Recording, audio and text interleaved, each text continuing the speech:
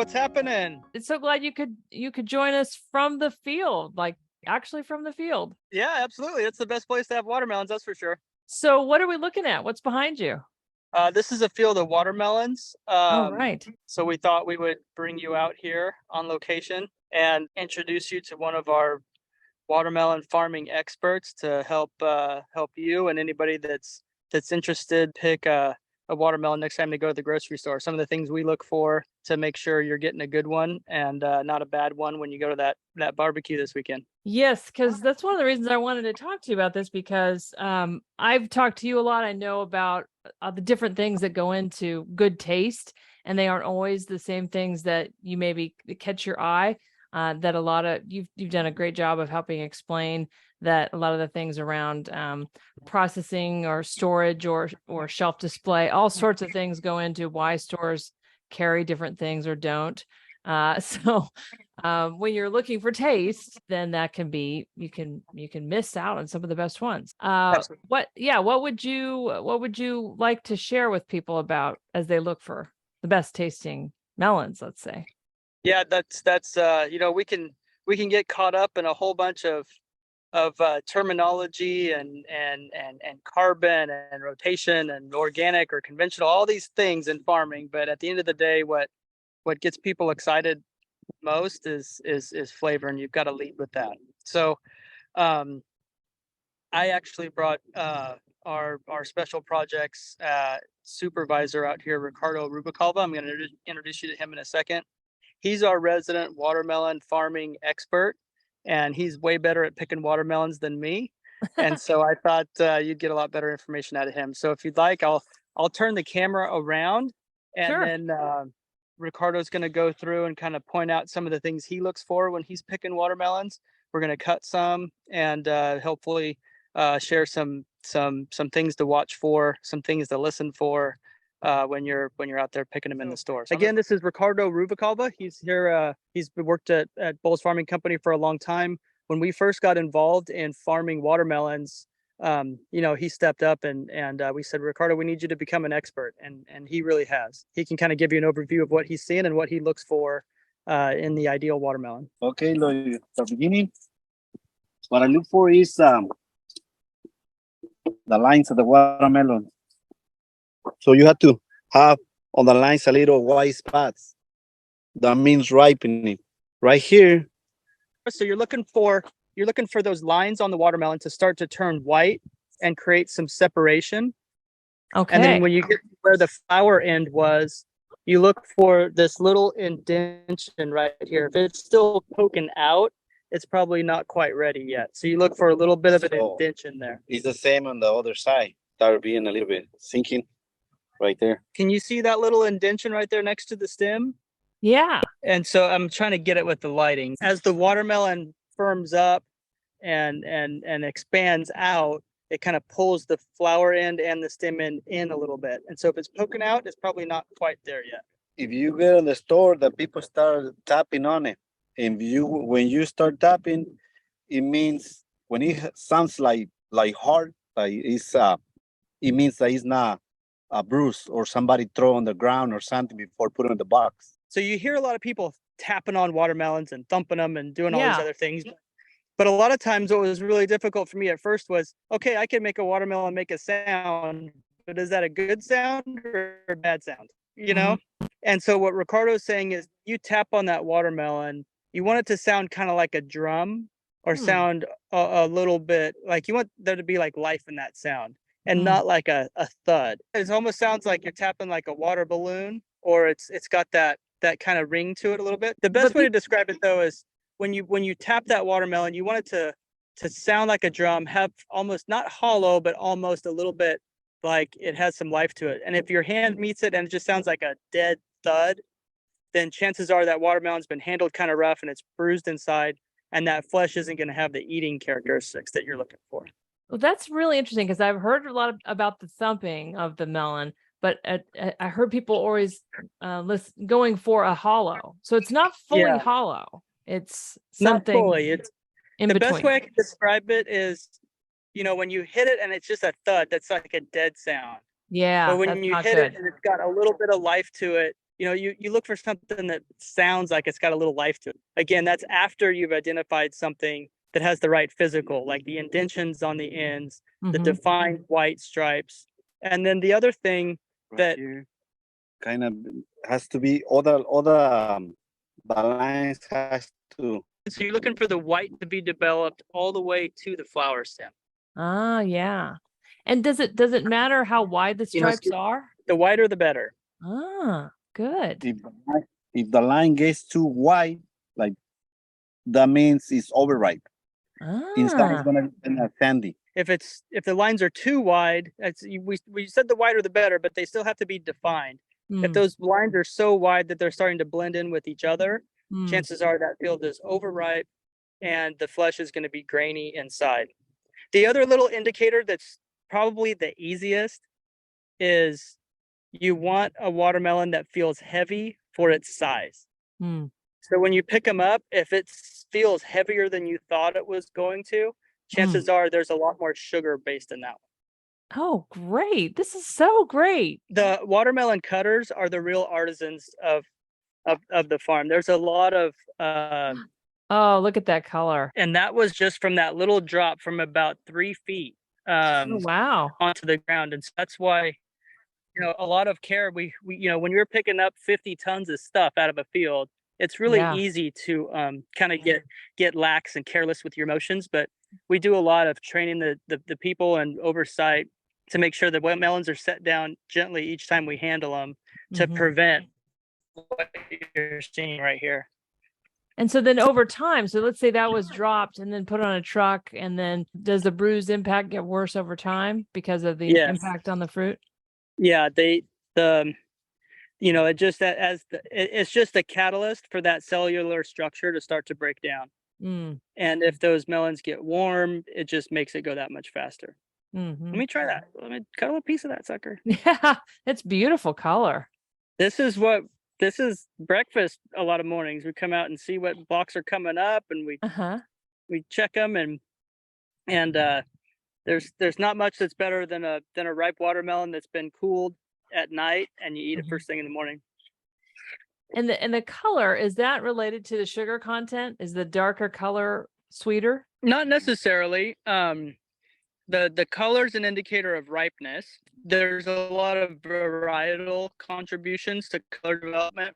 There's also environmental contributions. So we're really fortunate in this part of the world where we get hot days, but we also get evening breezes that cools our nighttime temperatures down into the high 50s, low 60s. And that range in temperature really helps. Those cool nights really help for color development and sugar development. What questions do you have, Sarah? Well, I am wondering too about varieties of watermelons. So I know there are some that are generally smaller in size and some that are bigger in size. Is that variety difference, or is that just how long they're grown? Or a variety can influence size, but you generally get a range of sizes off of every variety. So some varieties will tend to lean onto the larger or smaller side of sizing, but most all of them will have some sort of a range of sizes from, the 30 count watermelons that are really large all the way down to the 75 or 100 count watermelons that are really small. We'll generally shoot for, 60, 70, 80% of those melons to fall into the 36 to 45 count, which is the most common sizes that you're buying in the store. If you get too many really big ones, there's limited markets for that, just like too many really small ones. And so we'll kind of influence variety to make sure we're hitting kind of the range of sizes that sales is requesting. But in a year where if harvest gets behind schedule or we get really hot, we have to run water to keep the vines healthy. Sometimes that'll push our size up a little bit too much. Or if they're stressed, sometimes it'll choke the size down. But, we do a lot of things with variety, with plant population, with plant timing, and with farming practices to modify the sizes based on what our customers are looking for. Do you think this is your personal preference? So that's what I'm asking for. Ricardo's too. So both of your personal preference.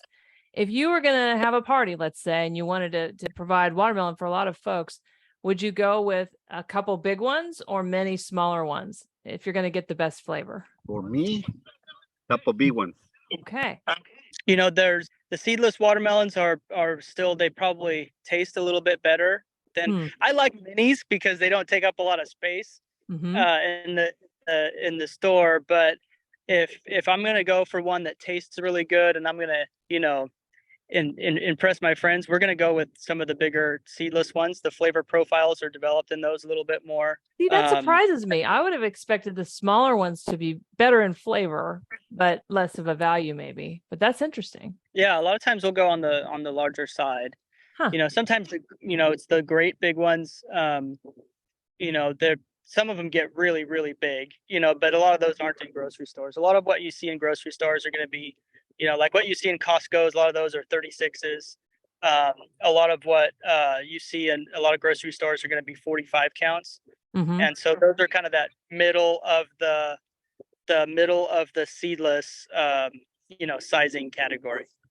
45 count. Is that 45 watermelons per 700-pound bin. And so I know cut up watermelon, buying it already cut up is very popular, but I tend to believe that you're going to get a better flavor when you buy the actual melon and cut it right before you eat it. But tell me, do you think there's a flavor difference in buying the pre-cut? I don't know. I really don't. We're probably not the best to ask on that. We get a little bit spoiled here. Getting fresh ones right out of the field. And so, but I will say, when you talk to some of the more influential decision makers at some of the larger big box stores, the cutter business is growing. There's more processors out there, and they anticipate a larger and larger percentage of our food coming out of pre-processed containers in the future. But when you follow the things that Ricardo talked about early in the conversation about seeing that melon with the skin on, looking at the lines, looking for the indentation in the stem and on the fruit side, and tapping it and sounding for hollowness and all that stuff, those are giving you more indicators versus a clamshell cut watermelon. Yeah, you can't tell. You get a chance to look at the flesh and you can tell if it's bruised or not, but you probably don't have quite as many indicators for flavor on that side. But a lot of customers are trending towards that convenience, and we are seeing the cutter business growing. What about, I know like on a cantaloupe, you can kind of smell at the stem and get a sense of ripeness. Is there any kind of smell related test for the watermelon or no? No, sometimes the scarred watermelons, they'll have these little black beads on the scar. They call those sugar beads. A lot of the melons that we take home are the ones that would have otherwise been left in the field. I don't know if Ricardo, if you can find anything with sugar beads, but a lot of those are ones we would leave behind, that get left behind because they just don't have the physical appearance that you'd want to see. Derek, maybe just go down and show us an actual watermelon connected to the plant. I don't think people get to see that very often. Here's an example of a watermelon that's been sunburnt. Exposed to a lot of people here's some watermelons in the field. Some of the scars, you see those. A lot of times people say those are the indicators of sweet ones, but you won't see a lot of melons with a scar like this in the grocery store. Now the sunburn, that's surprising. I didn't know watermelons could get sunburn. They're just like us, if they're exposed to dramatic shifts in temperature, they can handle a lot of heat so long as they've been exposed to it. But if you go from 80 to 110 like we did a week ago in a period of 4 or 5 days, it can get them.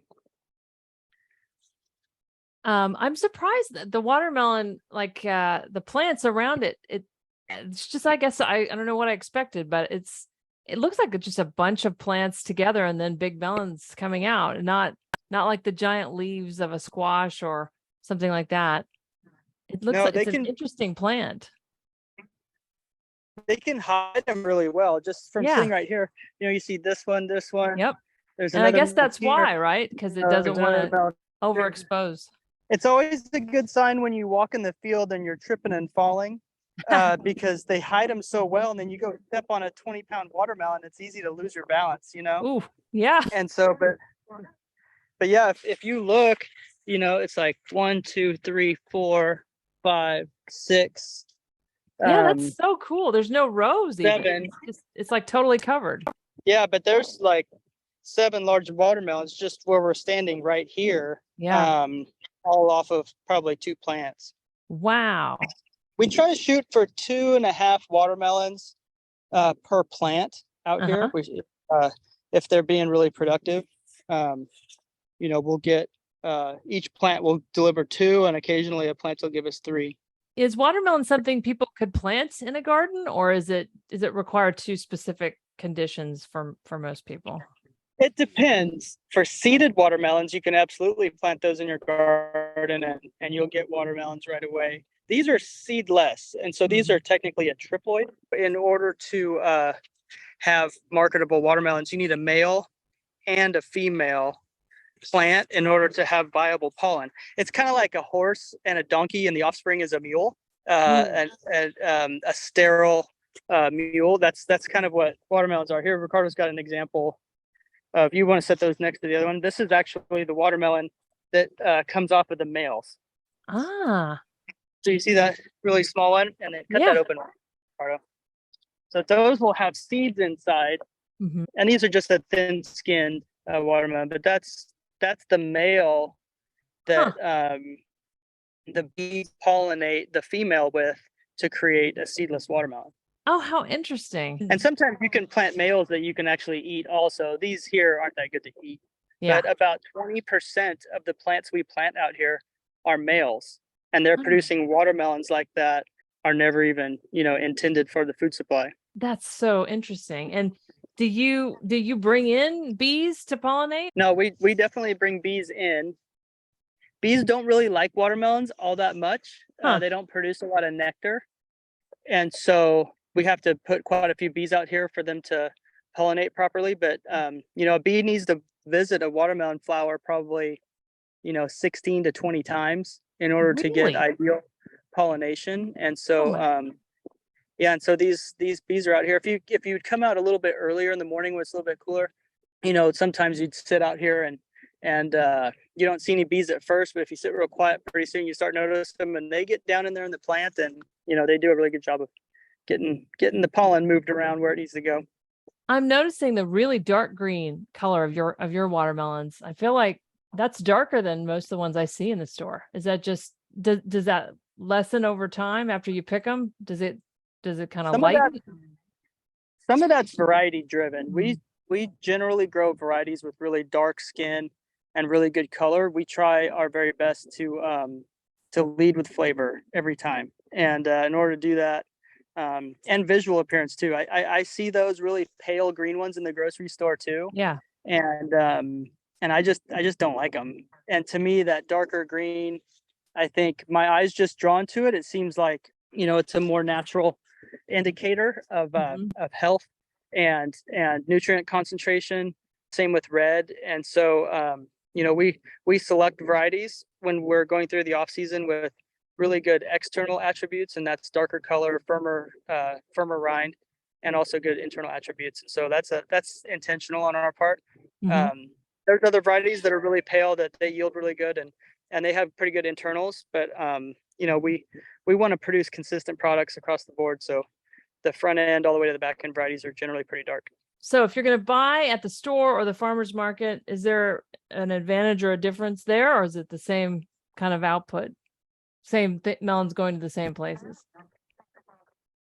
It's hard to say. I mean, we joke around a little bit. We sell a lot of watermelons to people in bins that take them to farmers markets.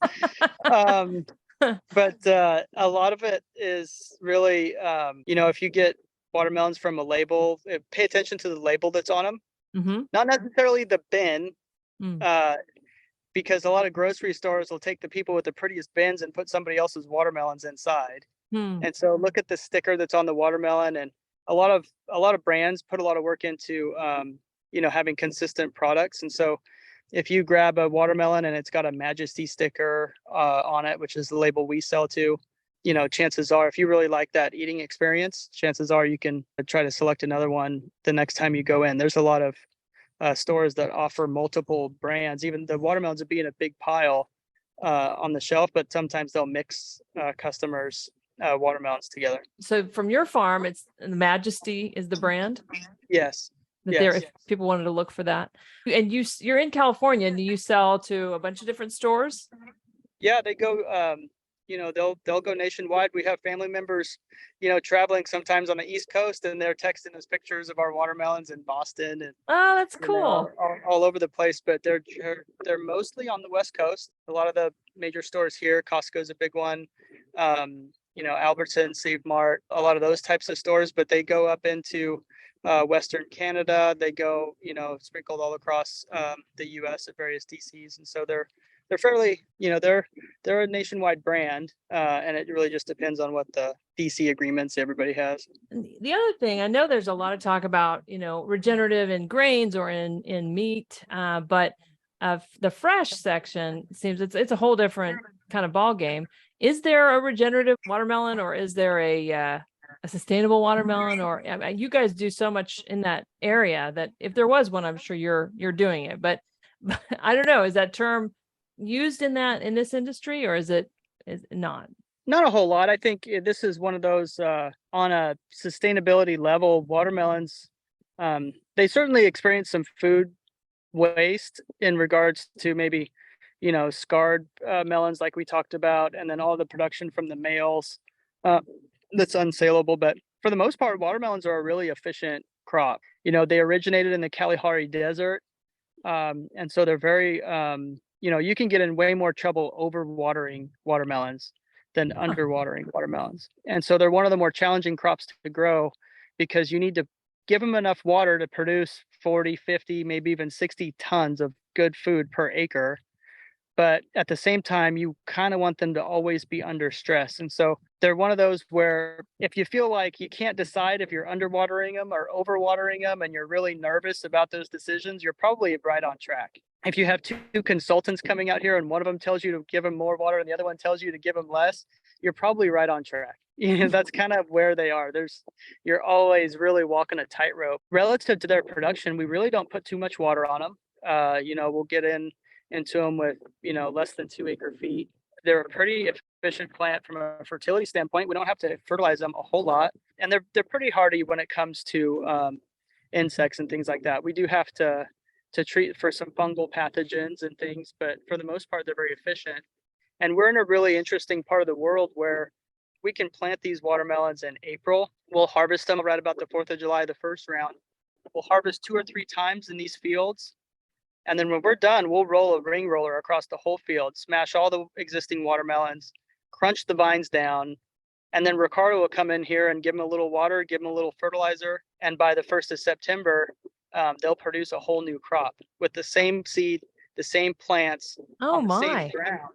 Yeah. And we'll get the second harvest won't be as good, but we do get a second harvest out of the first, 2 or 3 fields every year. Mm-hmm. And so it gives that soil a chance to have a living root longer, it reduces the disturbance, and it gives us an opportunity to, take those resources we already put into seed, plants, planting, and the majority of the fertilizer, into getting a whole new crop out of it. So there's some really interesting attributes that watermelons have. They're a good rotation crop for us. And again, all those males that are out here, we don't get a chance to eat them, but our microbes do. And the wildlife. That's a lot of good sugar that you're putting back into the ground, and organic matter that you're putting back into the ground, for the next year. So they're a pretty fun crop to grow. And, they have a pretty good story. There's some waste, and there can be some improvements for sure. But for the most part, they're a pretty efficient crop to grow. But I noticed, the ground is completely covered there with that crop. Oh, yeah. And there's no other crop you're growing, right? It's not an intercrop. It's just all the watermelon. Yeah, that's right. And so that's one of the things they talk about a lot. Like, you shouldn't be able to look down and see bare ground. Well, you can't right there. Yeah, we could have these things waist high if we wanted to, but this is where really walking that tightrope is managing your vine. We made this mistake early on. We planted a watermelon field next to a field for corn nuts. And when the corn tasseled, all the bees abandoned the watermelons and went and gobbled up all that corn pollen. And there was no fruit load holding that vine back. And those vines got like waist high, and the bees couldn't find the flowers, and the yield was a total disaster. And so, we do a lot to manage enough vine to cover the fruit and protect them from sunburn, but not so much that it's going to be difficult for the bees to get in there and pollinate, and the melons to get no sunlight at all. So it's, watermelons are just, you're constantly walking a tightrope when you farm these things. And, so the sunburn aspect, so if you see a watermelon that does have a big yellow patch, and you do see those occasionally, that'd probably be not the one to pick, right? Yeah. And you'll see it, you'll really see what that looks like. And sometimes those yellow spots can be the ground spot where the watermelon was sitting on the ground, but it'll be cleaner. Here you go. Here's more of an example. It'll be a little bit more broad, and you can see the evidence of where it's sitting on the ground, and not like I said, it just looks like a sunburn, just like your skin, versus where it was sitting on the ground. But Ricardo doesn't mind the sunburn ones, because a lot of times they're the sweeter ones, but you just run the risk of having some overripe flesh inside when you cut them open. Oh, that's interesting. Is there a variety that's the best choice? I mean, obviously, whatever ones you're growing, you're going to. Yeah. But you don't really get to see a difference in variety, like at the label level. Like when you go to pick one out, it's just like, there they are. Like it's the store that chooses that, right? Exactly. Yeah. And a lot of times the store is not buying on a variety. It's not like apples where you're buying on a variety basis as opposed to a brand. Here in watermelons, we certainly have our favorites. Ricardo loves Red Garnet. I like Fascination and some of these other ones, but it would be really difficult because even the grocery managers at the stores you go to and stuff, they have no idea what varieties would be in the melons. Is there a way that you grow them that can affect the flavor? I mean, obviously the sun exposure piece, so how you manage the vines, that's part of it. But let's say you guys, I know, do a lot of rotations, but if you have people that aren't doing as many rotations, does that show up in the flavor, or is that just bad for the soil? The thing that we have found, and maybe we just got it wrong, but the thing that we have found on how you can grow them that impacts the flavor the most is grafted melons. And so there's a lot of watermelons where if you don't have very good rotations and you have a lot of soil-borne disease, you have to graft the watermelon scion onto like a squash rootstock. And those squash rootstocks are very aggressive, and they're very productive for watermelons. But what we found, and maybe we just married the wrong scion and rootstock together, but what we have found is that the grafted watermelons, they tend to have almost a bit of a squash flavor to them. Yeah. And if you eat an underripe watermelon, it will taste like a squash. But what we found was the maturity of the flesh is less uniform. So the center of the watermelon, for our experience, they stayed more hard and more underripe, even while the external part of the flesh inside the melon was starting to be soft and trending towards overripe. And so when you're getting watermelons in the winter, early spring or early summer, where they're coming from out of the country, a lot of those are grafted melons. And so that's where sometimes if you don't have a good watermelon eating experience, you're less likely to go get another one. And so sometimes if you jump the gun, it's really warm in May and you go get a watermelon, it's just not that good. Don't let that spoil you from trying again in July when the local ones are coming in and they're ripe and they're not grafted, because that's the ones that, like, my girls and I are kind of spoiled. We don't even buy them in the store until their peak of season, but it's something that it does make a difference. They're productive and they're more, the grafted stocks are more efficient with water use and fertilizer use and all those types of things, but we choose not to because we've been growing watermelons for 7 years. We've really never had to go to the same. I think we've grown watermelons in the same field one time.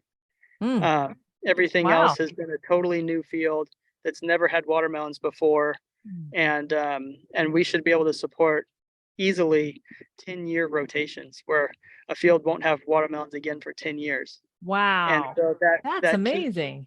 Yeah, and that to me, that's a really secret weapon that we have, and in terms of keeping all the micronutrients that watermelons like fresh, all the disease pathogens and things like that low, and optimizing flavor and quality every single year that we grow them. Derek, I've got to say, I think you do have a regenerative watermelon. I think it's what you're doing. I mean, with the ground cover and the 10-year rotation and the tending of the bees. I mean, everybody knows bees are under threat, and if there's another use for bees, another support system for having more bees, that's good for not just that crop, but whatever other crops they're going to go to. So, and efficient on water. I mean, all right, people can feel good about eating watermelon. Yeah. I don't know what it is. It's funny. Some people come to me and they're like, "Oh, you're growing watermelons in a drought. They must use a lot of water." Well, and I'm like, they really don't. I mean, they don't know. Well, their because it seems so opposite, because it's such a lush, water-filled fruit that I'm surprised that they came from the desert. I mean, that makes sense, but I mean, they used to use them for traveling long periods of time. I mean, to store water as you go. Early days, these were the OG canteens, Yeah. And they just made them taste better, even though they're not indigenous to this continent. Maybe it does make sense to grow watermelons, a desert plant in a desert. Yeah. Oh, yeah. Well, so do you notice any benefit with other crops after you've done watermelon? So then, like, this field next time will be, but let's just say, what would this field be next time? And what would be the benefit? These fields will be tomatoes next year. Okay. We do like to follow the irrigation system that we grow them on is common to follow with tomatoes. And so we generally do. The only thing we got to watch out for a little bit, watermelons can be a little bit problematic because those males, they do produce a lot of seed. And so when we come back with tomatoes, sometimes those seeds will germinate and then the watermelons become a weed that can be difficult to control. Yeah. In the tomatoes. And so there's been times where we've had, watermelon outbreaks in tomato fields and they can be problematic. But for the most part, like I said, they're in the ground for a long time, especially on the fields we regrow. They produce a lot of biomass that gets worked back into the ground and fed the microbes. The ground works up mellow after them because it's easy to break down the watermelon skins and rinds, and it's not like little pieces of wood like cotton stalks. Do watermelons bring anything specific up to the surface, or as they decay, do they provide something back to the soil that's specific to them? No, the only thing that's probably a little bit different than them versus other crops is we're probably putting, Ricardo, what do you think? How many tons of watermelons stay behind after harvest? Around 10, 15. So we probably, of the fruit that are not marketed and remain in the field, we're probably leaving 10 to 15 tons per acre of watermelons behind. Wow. And so that's a lot of biomass, and that's a lot of agricultural sugar. It's a lot of sugar feeding the microbes. That's a lot of vitamins and minerals that are coming in the watermelon flesh themselves. Mm-hmm. And so as much as we would prefer to direct that nutrition to humans, just because it's left in the field doesn't mean it's entirely wasted. And so that's what gets into our ground and feeds our other stakeholders down there under the surface of the ground and kind of sets us up for the next year. That seems like a lot. Is that the, I mean, obviously it's the males, but is it also the scarred ones or ones that aren't marketable? Yeah.